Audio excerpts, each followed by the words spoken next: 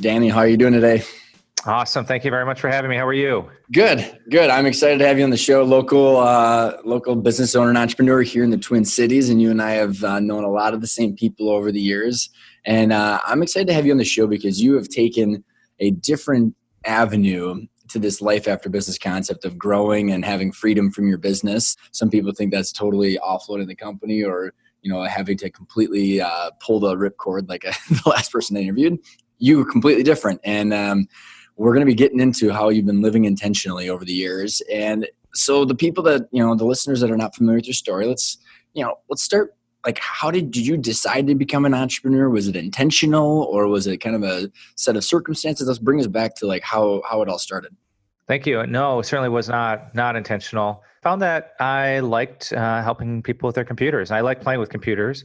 In my middle school years, and between middle school and high school, I was fortunate that a gifted and talented program coordinator at the middle school saw something in me, and particularly that I would always stay after school and mess with the computers at school and help me get into a summer science program for nerds, essentially, where I learned how to build a computer and everything there was to it. And so after a 2-week class, I thought, oh, I know everything there is to know about computers, so now I can do this. And I then was with that confidence, went and got a job at a local computer place in Eau Claire, Wisconsin. And through a lot of persistence and follow up and dialing up to my Juno email account to send emails and stuff, I finally got a job there. And I worked there throughout high school where I really learned a lot about computers. And then on the side, people kind of would say, hey, can you help me with this, help me with that, whether it was teachers of mine when I was in high school or friends and their parents. And so I found myself fixing people's iMacs and synchronizing their Palm Pilots. And yeah, it was a lot of fun, and setting up Netscape Navigator for friends and family. And I'm like, gosh, I think I might have a business here. People keep giving me money to do something. It seems like that might be it. So then I decided to make the move to go to the big city, to the University of Minnesota and the business school. And I figured, oh, well, that was into my technology, little consulting thing, but I still kept my clients in Eau Claire, and I'd drive back on the weekends and help them out with their computers and their businesses and their homes. And then I started getting connected and referrals to people in the Twin Cities, Minneapolis and St. Paul, that needed help with their computers too. So one thing led to another, and I'm sitting in my dorm room freshman year of college, university, thinking to myself, my gosh, I think that I should set up a business. It doesn't feel right to just be making money and have people pay me and not have a business set up. So I stayed up super late, found a name and a domain name, and I had no idea what I was doing, but I registered with the Secretary of State of Minnesota. And on March 30th, 2004, thus began my official entrepreneurial career. That's in which I love because I'm familiar with your industry because that was part of my past as well. And as we kind of go through this, I mean, where you started was way before the inception of managed IT services as Right. It is today. And so as we're kind of going through this, Daniel, maybe we can do a hop, skip, and a jump, kind of explain what you're doing today, because then they'll get some context. And we kind of go back because I'm super interested in the journey that you've gone from growing and then decoupling yourself financially and also from the management roles and responsibility from the business while keeping it, and then kind of going through this. But in the middle of all that too, you also transition your business model and niched in too. So there's a lot that I would love to unpack here. So maybe just kind of give the broad brushstroke and then we can kind of take it in chunks. Right on. Yeah. So today, Tech Guru's IT department for accounting firms nationwide. We have about 15 team members, and all of us are located in Northeast Minneapolis in our office in the Greenbelt Brewery complex, a really cool space that we'd expect maybe from a IT company near downtown, centrally located. So it's really helpful from a talent acquisition and at standpoint. People want to be working in this kind of hip area. Anyway, so we are in the managed services space, which means that just like your cell phone bill, we're billing clients a fixed monthly fee based on the number of users they have and staff members to manage every single aspect of their technology, whether it be service desk, technical support, to quarterly technology planning sessions that we do with our clients, to all the new security, cybersecurity packages that we're rolling out every single quarter, new enhancements to help our clients stay secure. We're trying to help put hackers out of business, one small business at a time. And of course, all the backup and preventative maintenance and cloud services that complement and make all of that tie it all together to make that happen. But, it wasn't always rainbows and unicorns, right? Several years before that, we were an IT generalist, helping and working with anybody and everybody. If you had a computer, you could be a client of Tech Guru. Really? Yeah. And the problem with that was it led to burnout, low profitability, and high turnover, and low customer satisfaction because we couldn't be everything to everybody. And so that's when it came to clear that, hey, we need to figure something out here. And then we switched into managed services, and that's that model that we mentioned. And just a few years ago, 2 years ago, we selected a niche focus. So instead of being an IT generalist, which is kind of a bloody red waters of competition and cost comparisons and difficulty in differentiating ourselves, we took the difficult and scary step to focus on a niche. And the funny thing is, initially we picked dentistry. Oh, did you really? And we're like, we're going to be the IT department for dental practices, dental tech guru or something. And it only took about 6 months at $20-some thousand later to figure out that dentists are great people, but they don't really get the most or leverage out of the technology that we, the type of things that we do. No, they're sitting in front of mouths all day long, ideally. No, yeah, exactly. And the technology is helpful to them. Don't get me wrong. Yeah. But not a strategic lever, game-changing thing like it is for CPA firms. So we did a quick pivot. We didn't give up, even though it was tempting to do that. And we said, no, let's go with number 2, Plan B. Isn't that funny? Plan B, how Plan B worked out. It's so far working out so much better. I just did a webinar, for example, last week on cybersecurity for accounting firms, simple steps you can take, 600 attendees, 70 some people that want to hear from us. That's crazy, dude. And we wouldn't get 78. I don't know if we've had 78 leads in the last 10 years, let alone from one webinar. I bet you like every listener would appreciate 78 leads. Oh yeah. And there's no chance we'd ever be able to do anything like that when we were back to being when we were a generalist. So then, because I want to unpack a couple of those things, but before we would go down those different roads, explain kind of what you're doing, your daily activity is as you've decoupled yourself with the business to a certain extent. So today I own 3 roles in the company. I'm responsible for 3 roles. I'm the visionary. So that means that big relationships, big ideas, big strategy, that's me. I technically own finance, which is me handling larger financial decisions and financial forecasting. I actually really like that part of the business, the financial back end of it. But I'm so grateful I've got a phenomenal controller who used to be a CFO of a $30 million company who does all the real work. And then I technically own marketing, and that's something where I have passion, but again, I have somebody who's managing that. So the last thing I've done recently with that is establish a strategic partnership with a CPA peer learning organization called Rootworks. Oh, and cool. They're helping build the modern firm, which is they're so aligned with what we do. And so we are right now, they're trusted exclusive technology partner. So that's the kind of things that I'm working on I wouldn't even call it day to day, but more like a week to week basis. It's about maybe a day a week involvement at the company. And then the rest of the time is spent doing some other passion of yours. Want to give a little bit of insight into that?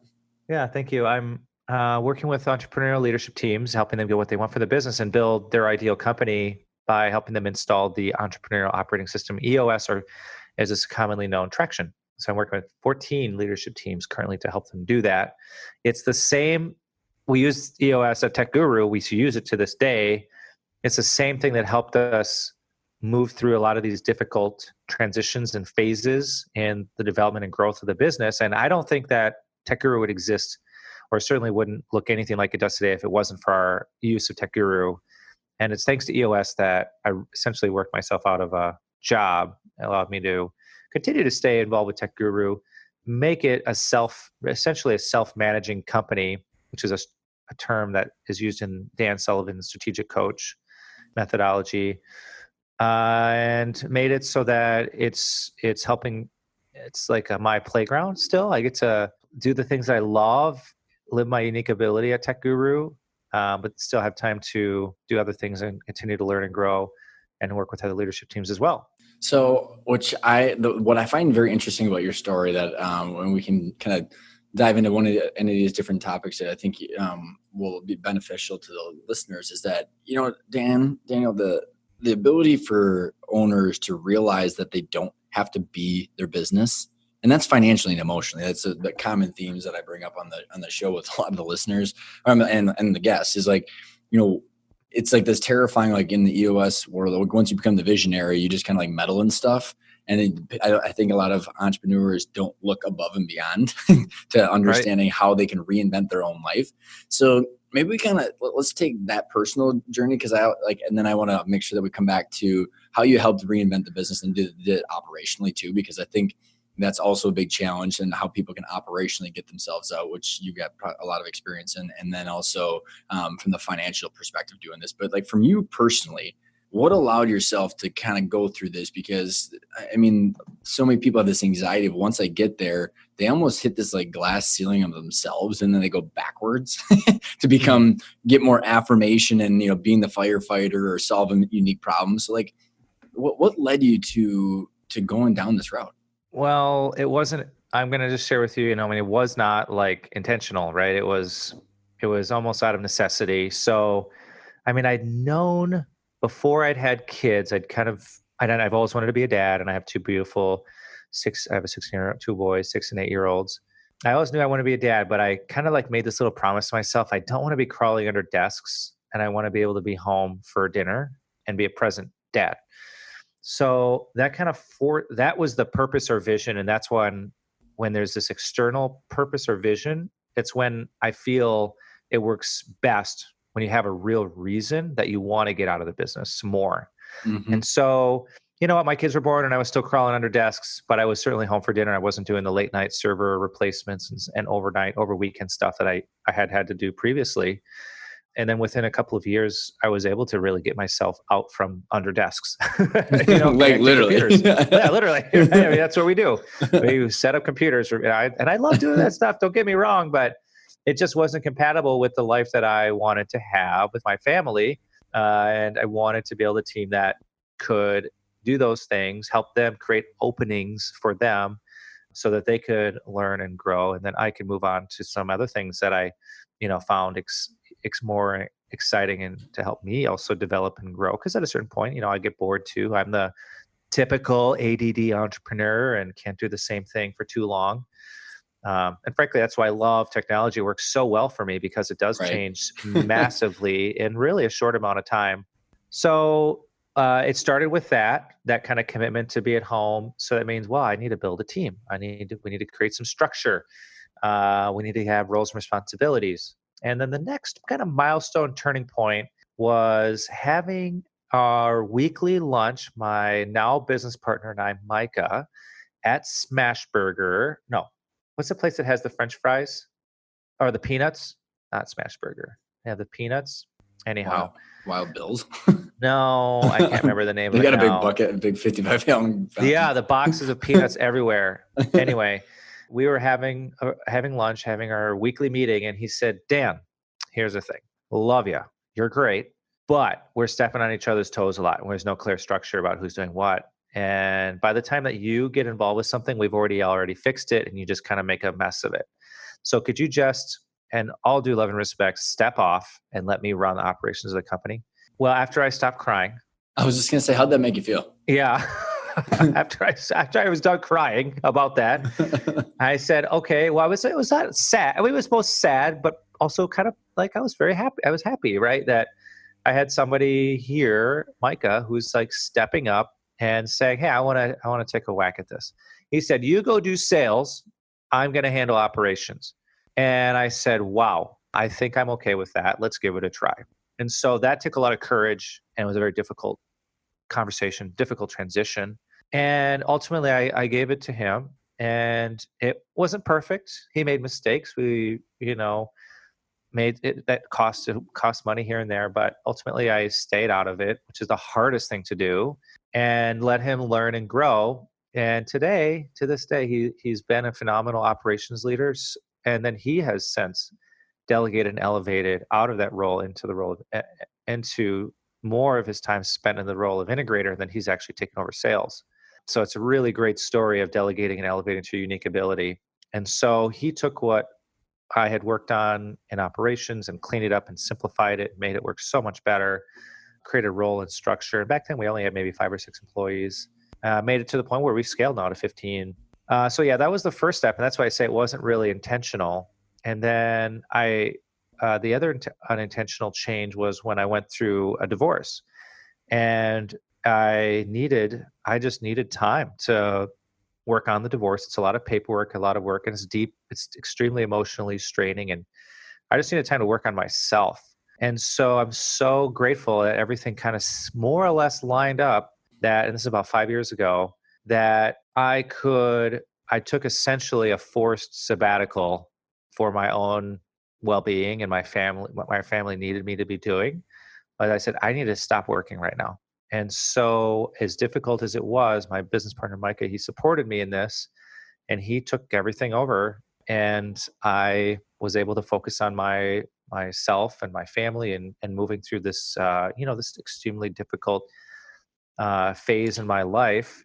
And then I took six full months off, and there's a great way to know if your business can work without you is to take some time off and not be involved. And I was completely disconnected from it, and the business continued to grow in my absence, which is kind of cool. So again, not really intentional, but then I went back to him after these 6 months, and he said, "Hey, Mike, okay, I'm ready to come back and do something for the company." And he said, "Well, we're good." Was he partners with you at this point? Do you know? Good question. So for I don't know how long time ago, we had this phantom stock arrangement. And then that worked great. It vested over many years, and it got to the point where it's fully vested. And then we just came to the point where I said, you know what, I'm ready. We're ready. Let's just make this let's just be partners. And we made that phantom stock thing go away and turned into a real stock. And so he formally became my business partner around that 3-4 year mark. Yeah, around that time. Definitely after my divorce, we made that change. So what I find awesome about this story, and for the listeners that are out there that can see that, like, because the challenges that I've come across in my own experiences, Daniel, and that I know a lot of people in our peer groups that we're in, is like that number 2, that Micah, I mean, that's crazy, the level of trust and the level of transparency that you guys had, right? I mean, because if you think about the opposite end of that, or the different choose your own adventure story is Micah gets all upset that he's, making you a bunch of money and he sabotages everything, right? I mean, that's worst case scenario, but like how to balance and the delicate situation between whose cash flow is it, whose ownership is it? I mean, all that stuff. I mean, any rough patches or any advice that you have about how you guys went through that line of communication? We'd had conversations about compensation and making it fair. I always was like, oh, well, this will just be the last time we ever have to talk about this. It's going to be set forever. Well, nope. Compensation is an ongoing and evolving thing, and we've made significant changes to it, even as recent as 6 months ago. I'm not full-time in the business, so he has a higher salary than I do, and I'm okay with that, right? Mm-hmm. And so I think being open-minded, abundance-minded about how everything is structured, and the questions I always ask were like, well, what does this look like for you? What do you need? Like, what does success look like? And then we would structure it accordingly. And so the hardest part is, of course, coming up with that number, that percentage, and ultimately we were able to figure that out. And then do all the paperwork and get it all taken care of. But the key thing was we had it more or less figured out what we wanted to do and why before we got any kind of lawyers or anything like that involved. Bingo.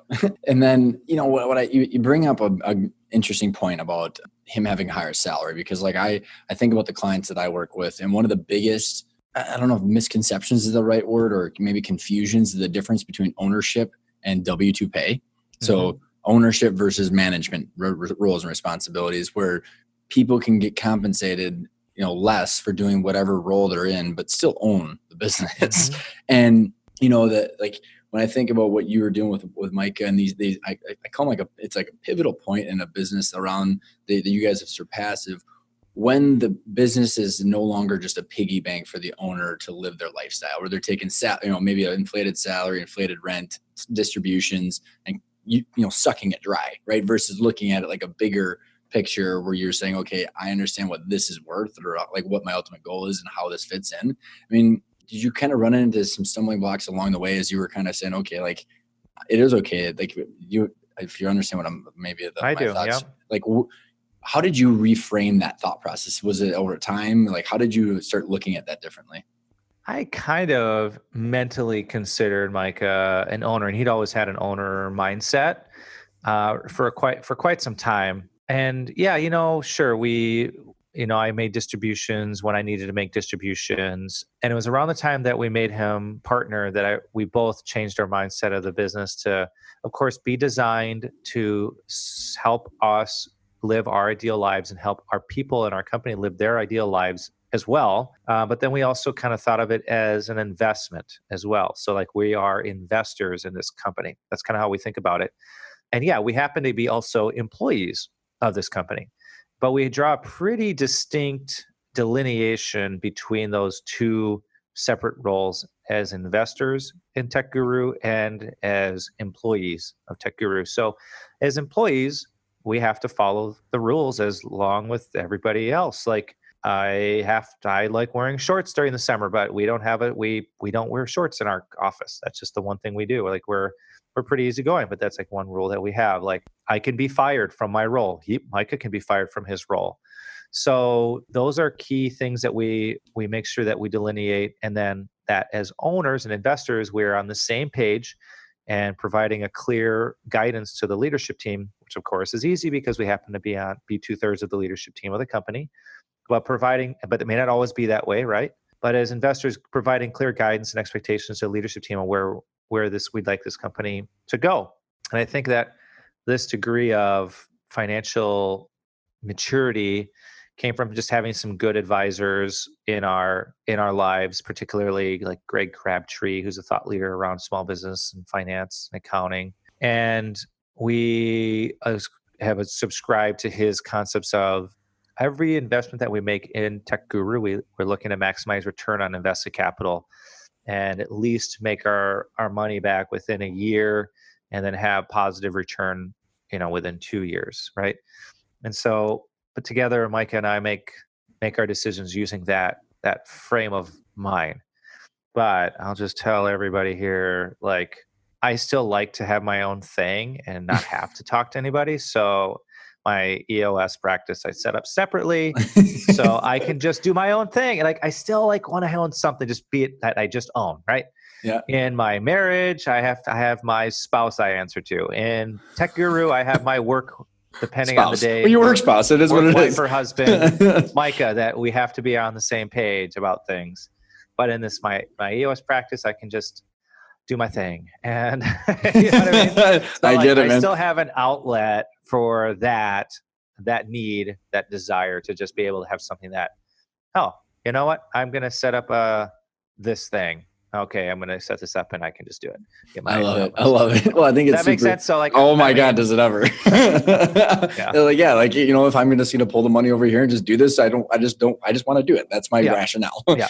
So I still have my little sandbox that I can you can do that totally have the right brain experiences. Yeah. So, but can I just say one thing? Yeah. But it's so worthwhile to have a business partner in that business. And I'm so happy to have him, and it's worth it to be working with him and to get on the same page, because the things that we can do when we put our heads together and work together are so much greater than either of us trying to do it all by ourselves. And so I'll just leave it at that. So it's just, I think it's not better or worse. It's just different. Well, and I think you hit on a bunch of very important things, Dana, because like when I talk about our 5 principles, and like, it's about changing your thought process from like 2-dimensional to 3-dimensional, which I think is you going from it's a piggy bank job to it's an investment.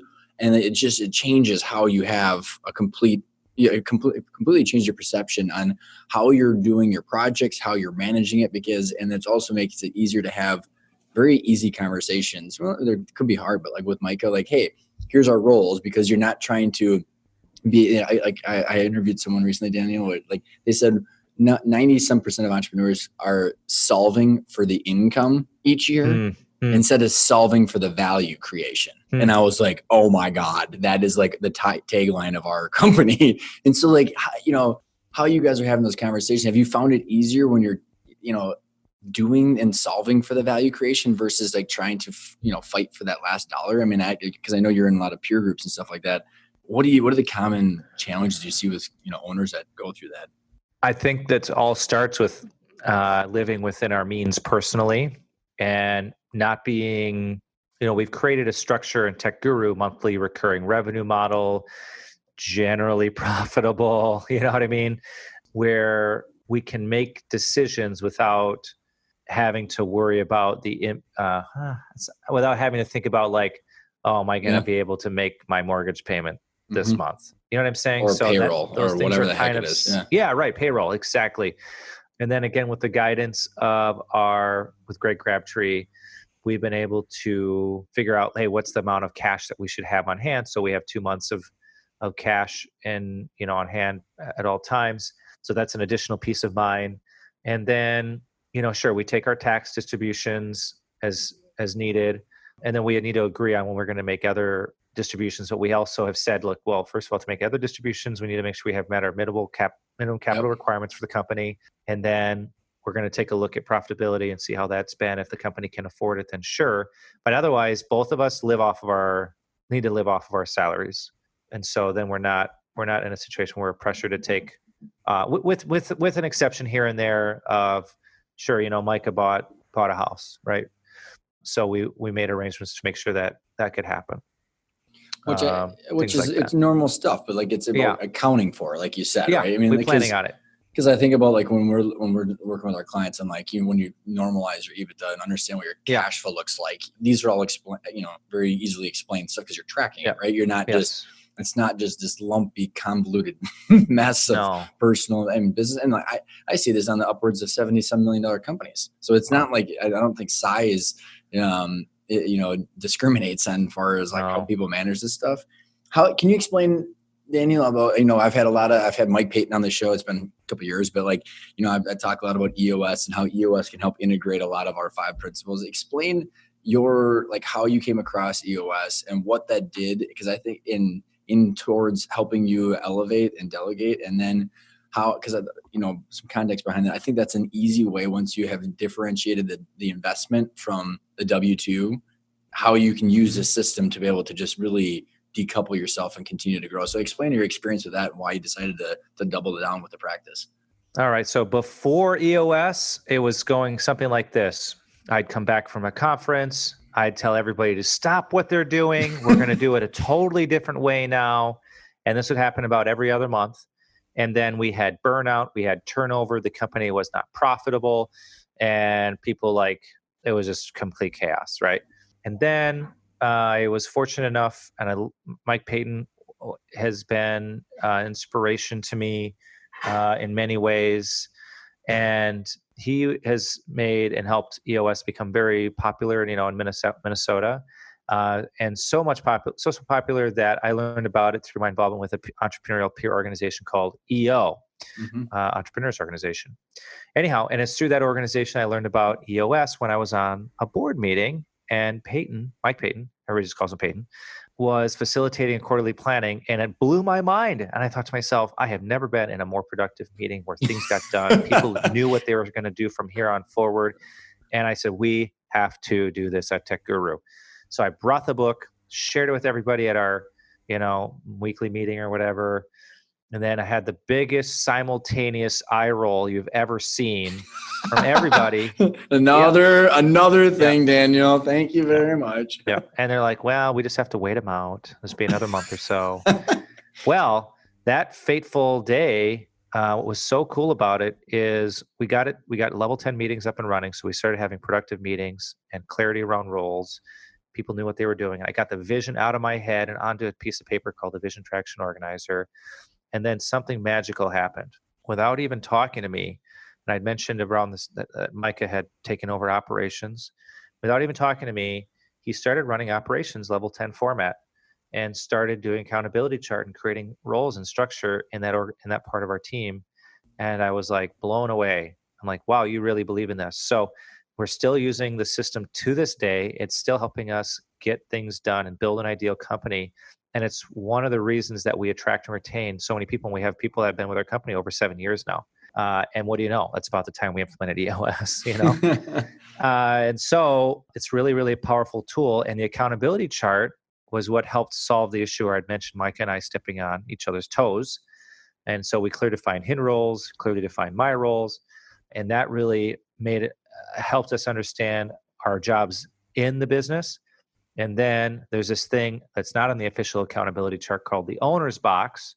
And that's where Micah and I are on the same page as investors in the company. And there's a powerful tool called Partnership Rules of the Game in EOS that lays out what's expected of partners in the owner's box and how they should interact and relate. They can solve issues about the business, but they need to be on the same page in a united front to the leadership team. And then on the leader, as in our roles in the company on the leadership team, for example, both Mike and I are also visionary integrator as well. And him and I and visionary integrator need to be on the same page. So we still, to this day, and I think it's one of the things that made this work so well, is to this day, we still meet once a week. Now it's dinner to make sure that as both owners and visionary integrator, we're always on the same page and a united front in front of the whole rest of the company. Which is unbelievably difficult to do if you Yes. don't have a system to do this. Yes, you have to have a system. So one of the things that I wanted to, and I don't know where in your timeline, Daniel, that you had EOS when you kind of shifted the business model, and I don't know a ton about the back end ops of like your evolution, but like I know from the managed IT space going from break fix model to the recurring revenue.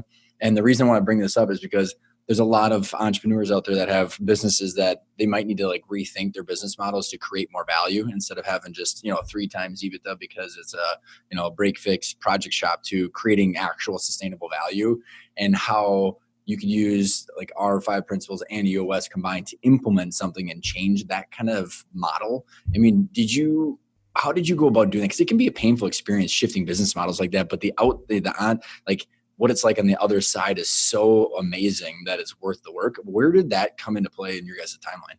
Yeah, good question. And it just seems like every few years we go through some kind of evolution. And so I kind of, to make it less scary, I just reminded myself, hey, we went from a break fix selling and trading hours for dollars to a model where people have the trust and confidence in us to pay us a fixed monthly fee. Well, if that's the case, we can do it again. We can do it with this CPA focus. And what we do is we just take 90-day priorities like rocks. We put in our 1-year plan, and we use the EOS tools that are given to us to help us initiate this change, communicate it with the whole rest of the company, and help them see what their roles are and clarify what it is that we're doing, why we're doing it this way, and how they can help us move in that meaningful direction. So yes, we are going to be a national IT service provider for accounting firms. We're essentially starting up a new company within our company, is what we did. But when you break it down to 1-year goal, 90-day rocks, it becomes so much more attainable, just like implementing the 5 and implementing your methodology as well, right? So, hey, this is what we're going to do. We're going to make this big strategic change to increase both the value of our company and make it sustainable, make it so for the first time ever, we can market and grow in a consistent, sustainable way. Imagine that. We'd never been able to do that for the previous 15 years because it's so difficult as a small company to market, differentiate yourself, and differentiate ourselves as a generalist. So I said, we need to make this change. Like, we see the writing on the wall.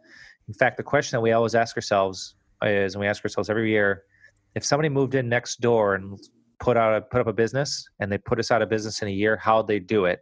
And then we said, if specialized IT practices open up for each of the types of industries that we serve, they would one by one take every last one of our clients, because they could do it better, the higher return on investment for their clients than we ever could by trying to be a generalist, period. Mm-hmm. So he said, okay, well, we need to be that. We need to put ourselves out of business. And so 20-mile march methodology or concept, which is just making consistent progress every single quarter after quarter after quarter. Yes, that's what we did. We commit to it as a leadership team. We don't change rocks mid-quarter. We write them smart, specific, measurable, attainable, results-oriented, timely. And then we share them with the entire company at the quarterly state of the company. So they're holding us accountable too. The pressure's on to do what we say we're going to do. And then we report our rocks at the end of the quarter and where we got them done. Well, what I love about this is you make something super daunting into something that's, bite-sized chunks. And because I think about, a little bit of context, Daniel, is I think that the managed IT industry, when I've looked at, I've been in, just like you with EOS probably now, I've been in a lot of different industries. So from manufacturing to e-commerce to retail to, SaaS to whatever it is. I think it's very unique that I think the managed IT, our old industry, your industry, and the office equipment is a little bit more mature, and the finances and some of the stuff that they're solving for. In the HTG groups, I don't know if you're ever part of those, but I've interviewed Arlen on my show, and they're kind of instilling the value creation and value perception a lot. So a lot of the fundamentals of our 5 principles is kind of baked into my old industry, your industry. Or you look at a lot of these entrepreneurs that I now am getting into that are not part of that industry, and it's so foreign to talk about valuation and value creation, and then how to systematically get it. Because I think about, if you have a why, which your why is, if you're looking at it as an investment, they're switching, what you did, a couple of these different pivots, it's scary as shit. And but if you have if you have a reason to do it, and that there's going to be a financial and a business upside to it, it makes it easier, and how you're going to implement it. I find it so interesting of how paralyzed people can be without understanding where they're going and how to get there. What are some of the takeaways that you've seen as you've been, working with other companies that that the owner has an idea where they want to go, but how what are the things that they're doing to make that not as terrifying to go towards? Yeah, I'll share with you the moment of terror happened a few months ago when we realized that we are no longer getting any leads from non-CPA firms. So this really needs to work. But it was 78 today. Come on. No, non-CPA firms. So yeah, but you got 78 from CPA firms. But now we have to deliver. Now we have to show and prove that we can really deliver and do this. And we closed 2 new CPA firms last week as clients. So, but now we have to deliver and prove it, right? Mm-hmm. But yes, it's great. The leads are coming in. Now the pressure's on, because especially in this industry, they talk, man. They share and they talk to each other. So, and I'm confident, and we are already delivering tremendous value. But that said, yes, I do see where there's a wake-up call, and they realize, boy, what's gotten us where we're here, they're saying that what's gotten us here is not going to get us where we want to go. We need to evolve and change. And so it just always starts with somebody taking one small step, evaluate or look into XYZ initiative, or look into this thing, or maybe we need to stop doing something that we're doing. It just takes a small step. You look backwards and the amount of things that we've accomplished in the last 12 months is insane. But that's because there's 3 of us on the leadership team, and frankly, 15 of us in the whole company, everybody taking a couple of rocks every single quarter. Even if everybody took 2 rocks, that's 30 rocks every single quarter that we're getting done, which is crazy. Marching forward, making progress. So that's 30 rocks a quarter times 4 quarters a year. You do the math. That's 120 rocks of meaningful, important things that we're doing to evolve this business and continue to both grow as a company, as departments, as individuals, and ultimately helping our clients grow their businesses as well. So again, I think that big picture, we convince everybody, hey, this is where we're headed. Now we're all taking and making progress every single quarter, every single week of the quarter. Well, I think what EOS does too, not only just actually makes the execution become part of the fabric of the culture, but you to be an entrepreneur, you have to be able to think. You have to be an entrepreneur. It can take some time. Go, should we dive down or double down in the CPA niche? You know what I mean? If you don't have the time to think, there's no way you're gonna wake up one day. That's a great point. Yeah, that's a great point. I was watching Bill Gates has got a new documentary on Netflix. Oh my gosh, dude. I've heard about it. I want to see it. Decoding Bill's brain. And I mean, first of all, he's got like $100 billion, so he can think as much as he wants and he'll be just fine. But he he takes his 36 books and he has Think Week every single year. And it's just awesome because I think because our boot camp is 2 days and some of the feedback I've had is, well, I don't know if I can take 2 days. I'm like, if you can't take 2 days, man, you got way bigger problems. You can't, if you have to be able to take a step back and say, what is the purpose here? Otherwise you're just going to be sidelined by something that you have no idea. Mm-hmm. What are the biggest challenge that you see with your EOS clients or even in the peer groups, Daniel, between the owner and getting freedom like you're talking about? I think it's a lot of times it's like letting go, whether it's the past or the things that they're doing in the business. And the problem is if they derive all their purpose and meaning in their life from their business, then okay, well, there's not a whole lot we can do. But if they can find and get involved with other things that are deeply fulfilling and meaningful, like maybe for me, I think it's going to be youth entrepreneurship. I also love flying. I'm really involved with my kids' school. Like I have other things that I find deeply meaningful. That Tech Guru's growth is helping me invest time, energy into these and money into these other areas of my life. And so I think the key thing is there has to be some reason, something else that you're looking to do or accomplish in your life, and then your business can help you get there. So that when you have a reason to delegate and elevate out of those things in your business that aren't truly, helping you get, get the company where you want it to go and help you get where you want to go. So I think it's letting go of those roles, letting go of control, allowing others in the organization, we call it creating the opening, rise up and help them lead and manage within the organization is probably the hardest part. It's 100% mental game. And I help every last one of my clients. I'm helping them do all of this every single time I'm meeting with them. So ditto on all that stuff. And you're right. It's letting go, releasing control, all like the purpose and meaning. And you pretty much gave the commercial for the podcast. Well, I mean, it's life after. I mean, because it is emotional. I mean, I've had people that have, made insane amounts of money on the show that are miserable because they didn't do stuff. I mean, like insane amounts of money, and they're just crying on the show. Or afterwards, you hear these stories, and you obviously are a very intentional individual. Are there tools that you? I mean, honestly, for all the clients and listeners, like what are ways to explore how to find your purpose and meaning outside of the business? Yeah, great question. So I use the EOS personal plan. It's called. It's a free download, I believe, from their website, and it's a 2-page plan for me and my family with our core values, our purpose, our passions, our bucket list. And then a picture of what it looks like 3 years from now, 1 year goals, and then of course my own quarterly rocks for myself personally. So that's a tool that I use. And then I'm constantly exposing or being exposed to like new learning and growth opportunities as well. For example, was at Strategic Coach for 2 days in Toronto, learning new ways, meeting new people, getting inspired by others. So getting out of town, going to conferences and meeting other entrepreneurs has been really, really inspiring to me. And then reading books about whether it's entrepreneurship or whatever, and just being involved in my community. Recently, I just went out of my comfort zone, and despite having no understanding of anything football related, I helped coach my son's flag football team, right? So putting myself in different situations where I'm going to have an opportunity to learn and grow allows me to be inspired.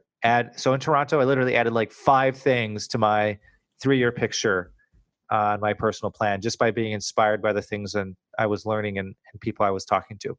That's awesome. So those are just some of the ways that I'm doing that. I don't get a lot of that inspiration. No, I don't get a lot of inspiration from my family necessarily. I don't mean my immediate family, but my relatives and things like that, because I don't have a lot of entrepreneurs in my family. So I really look for that in other places, whether it's, like I said, conferences, entrepreneurial peer groups, hear about really cool things that people are doing. And I'm like, hey, that sounds cool. Maybe Gino Wickman is writing this book called Entrepreneurial Leap. I've already pre-ordered my copy. I'm going to read that and see how I can, maybe help work with early, like pre-entrepreneurs, pre-startup entrepreneurs, figure out if they really have got what it takes to be an entrepreneur, and then help them shorten their learning curve a little. Really cool book that I'm wondering if I can, use as a jumping off point to help, youth, help with youth entrepreneurship and stuff like that. So it's those kind of things that I'm just keeping my eyes and ears open. Because as Dan Sullivan quotes, as he says, your eyes only see and your ears only hear what your brain is looking for. So I'm looking to make a big impact and in meaningful ways in the communities I'm in. And so I'm constantly looking for those things. Well, which you're focused on it, right? Like I think summing up that you're very intentional is a pretty good adjective. But also what you were talking about this entrepreneur time frame, and I'll let you explain it. But what I think is that someone that is in this position that owns a company that is looking for a way to explore what life can be like outside of the day-to-day affirmation of the company. And I'm talking like, I got people that are our clients and of ours that are, in their 60s and they've never known anything besides the business. And so this is like hard for them. You're not on the younger end of the spectrum. Like, I got lots of time. So it's like, it's immediate, but maybe I think they could take a designated time to say yes to random stuff like you just mentioned. But so why don't you explain the entrepreneur time frame? I think it's pretty cool. It's a strategic coach concept called the entrepreneurial time system, and you can check it out on their website. And Dan Sullivan has several awesome podcasts where he talks about these concepts. It just dovetails so beautifully into EOS and the concepts that we teach within EOS of the clarity break. For example, one of the things we teach is the clarity break to, hey, you spend so much time working on your business. What about taking some time to work on yourself and just do some thinking time, like you talked about with Bill Gates? So the entrepreneurial time system is this concept that, entrepreneurs, we tend to just mishmash everything into one day, whether in thinking time, free time, working on, revenue generating things, growth things, and then just miscellaneous, preparation, email, scheduling, all that kind of stuff. So Dan Sullivan put it into 3 buckets: free days, focus days, and buffer days. And free days are those opportunities that's rejuvenating. It's rejuvenation time to not think about the business, not work on the business, not work at all, not even read books about business, not even read business books, right? Which we all love, but it's time to do what you love with people you love, allowing yourself to just recenter. And I recognize the priorities in your life, right? And so for me, that looks like going and spending time with my husband and my kids and doing things that we enjoy together. And then there's and not doing email or business text messages or not on your phone, calls. Unplugged. You're not on your phone. And the really key thing here is if you want to be held accountable, because of course, I don't know about you, but I need some external accountability. You want to be held accountable to this? Tell your kids that you want to be off your phone. And boy, they'll be. I was going to say they're probably pretty good managers at that. Super good. They will hold you accountable.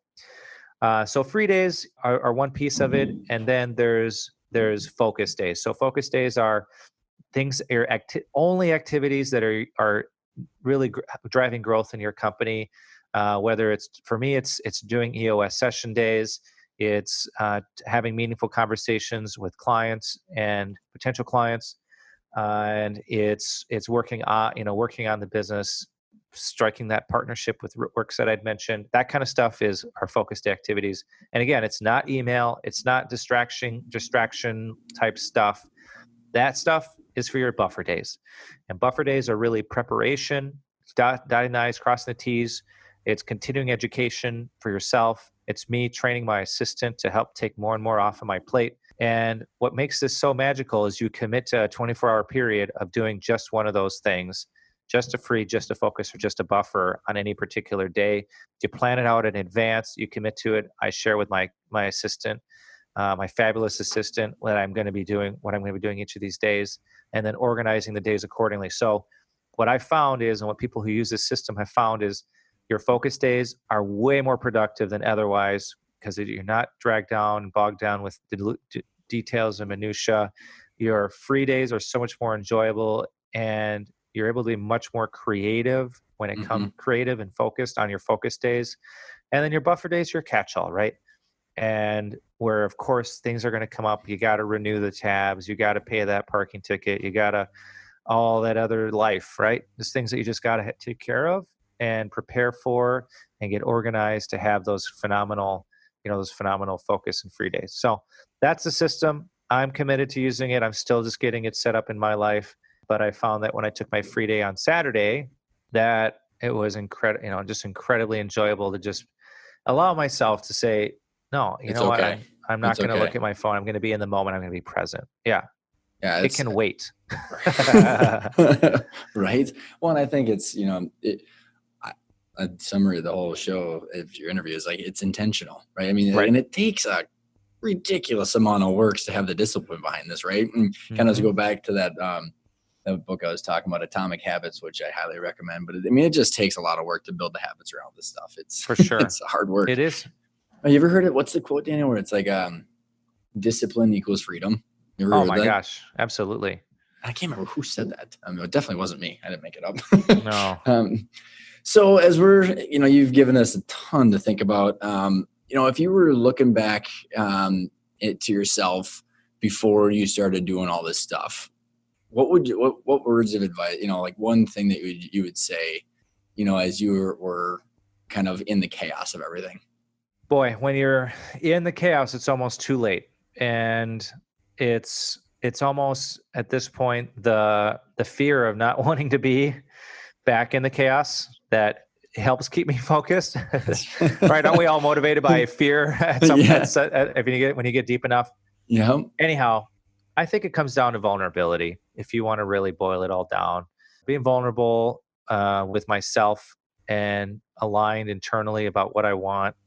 And, when I was in middle school, I thought that the highest possible thing would be I'd be able to drive someday a Toyota 4Runner. I mean, that was the pinnacle for me. And I did. But the problem is I got one. I got a beautiful Toyota 4Runner in 10 plus years ago. And so I reached the pinnacle of what my middle-aged self thought I could be, but that was a long time ago. So I had to kind of reinvent myself. Going back to vulnerability, I think about those early conversations because it really all comes down to having a really highly productive relationship with Micah and being vulnerable with him and talking about where I'm at and what my needs are, allowing him to be vulnerable, created trust with each other.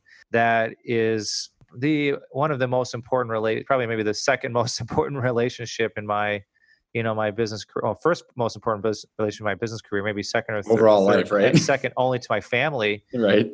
Personally, is him and I being open, honest, and vulnerable with each other because we feel like we can trust each other, following through, doing what I'm saying I'm going to do in small ways, following through on the commitments that I've made, created an environment, a structure of trust where we can accomplish almost anything we put our minds to now. And it makes it, without that trust, and I've seen what it looks like, unfortunately, when that trust doesn't exist within a team of leaders. Oh my gosh. Yep. You can't do anything. You're totally frozen. Are you a Brene Brown fan? Brene Brown, of course. I was going to say, man, I just like big, huge, overarching theme there. I mean, she's ready to rumble emotionally, right? Yes. And so it's scary to be vulnerable. And this is what her work is on. And I've even watched some of these TED Talks with my kids on this topic of vulnerability.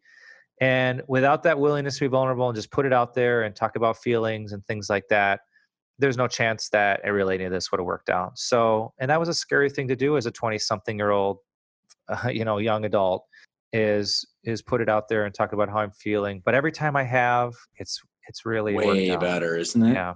And I think about, I actually did an interview with Sue Hawks where we were talking a lot about this vulnerability too. And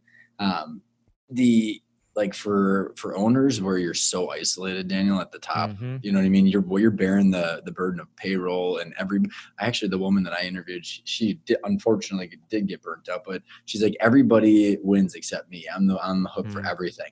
And I said, to be able to actually speak up and be vulnerable about this. That's right. God, you can actually get help from everybody. Everybody can help you accomplish what you want. Otherwise, you're stuck alone. That's right. Yeah. So for our listeners that want your help with EOS, want to find more of your material or ping you and reach out on any of the stuff that you've been talking about, what's the best way to get in touch with you? Yeah, check out my website, which has got links to all the social stuff, stronginSix.com, probably the easiest thing.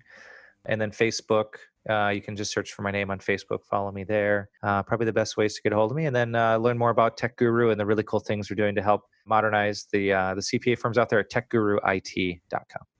Daniel, it's been a blast, man. Thanks so much for coming on the show. Yeah, thank you for having me. My pleasure.